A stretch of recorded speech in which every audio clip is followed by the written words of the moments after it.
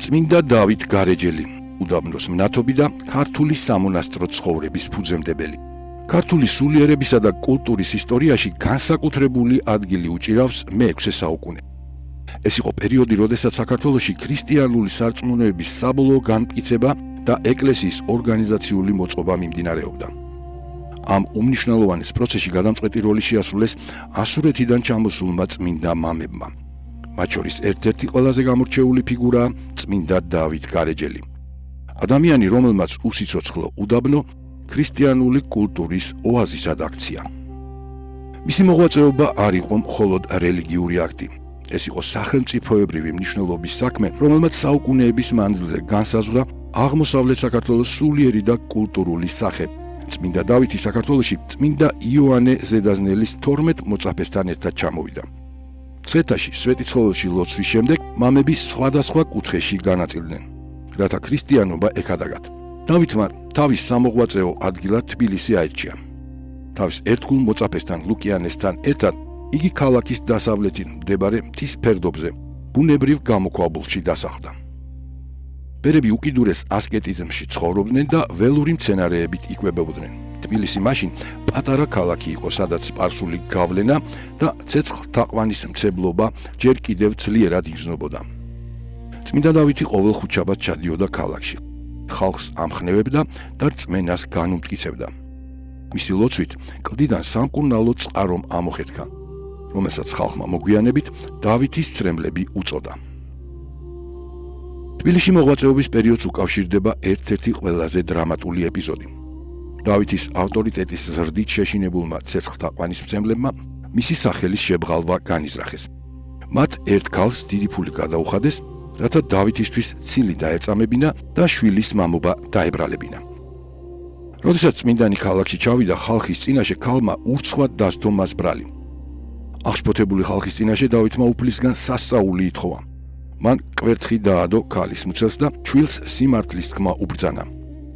ყველას გასაოცრად მუცლიდან ბავშვის ხმამ დაადასტურა, რომ მამა მჭედელი იყო და არა დავითი.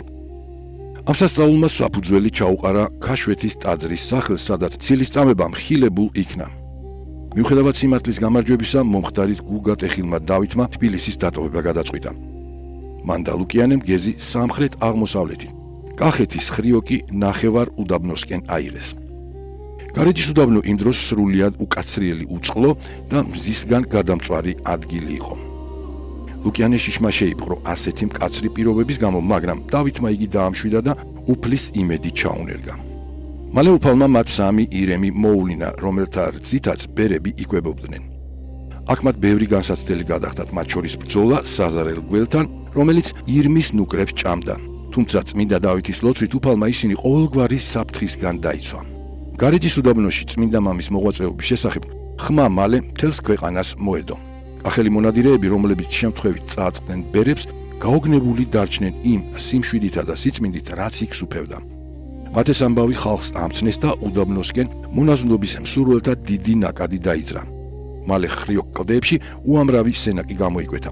წმინდა დავით შეუერთდა კახელი თავადი ბერი დოდო, რომელმაც მოპირდაპირე კლდეზე 200-ზე მეტი სენაკი და ღვთისმშობლის ტაძარი ააგო.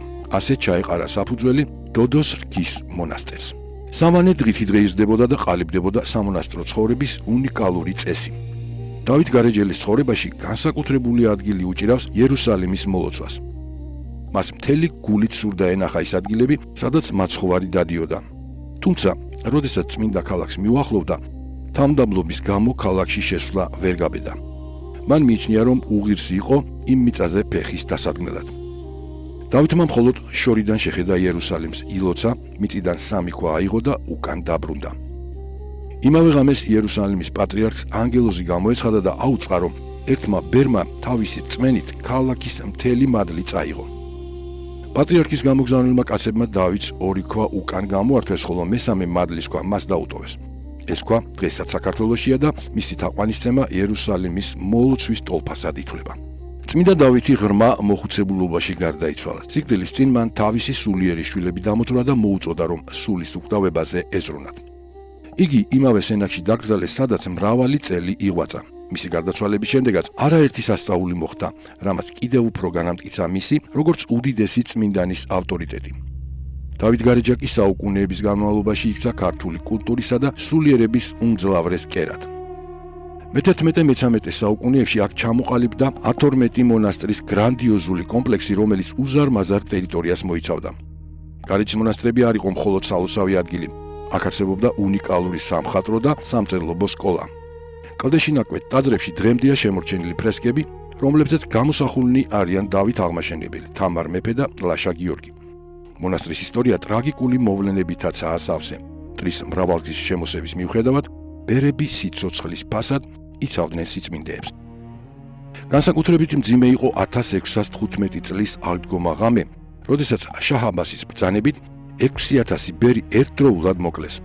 თუმცა დავით გარეჯა ყოველთვის ახერხებდა ფერფლიდან აღდგენას. მე-17 საუკუნეში ონოფრე გარეჯელმა კვლავ ააღორძინა იქ ცხოვრება, ხოლო მე-20 საუკუნის ბოლოს სამონასტრო ცხოვრება ისევ განახლდა. დღეს წმინდა დავით გარეჯელი მიიჩნევა მორწმუნე ოჯახების მფარველად და შვილიერების მომმადლებლად. მისი ცხოვრება არის მაგალითი იმისა, თუ როგორ შეუძლია ადამიანის რწმენასა და თამდაბლობას ყველაზე მკაცრი გარემოც კი სულიერების ოაზისად აქციოს. დავითის მიერ მოტანილი მადლის ქვა და მის მიერ აღმოცენებული ცრემლების წყარო დღემდე რჩება იმ უწყვეტ ძაფად, რომელიც ჩვენს ქვეყანას წმინდა მიწასთან და უფლის მადლთან აკავშირებს. წმინდა დავით გარეჯელის ღვაწლი არის საქართველოს სულიერი სიმტკიცის ერთ-ერთი მთავარი საყრდენი, რომელიც 16 საუკუნის შემდეგაც არ კარგავს თავის ძალას.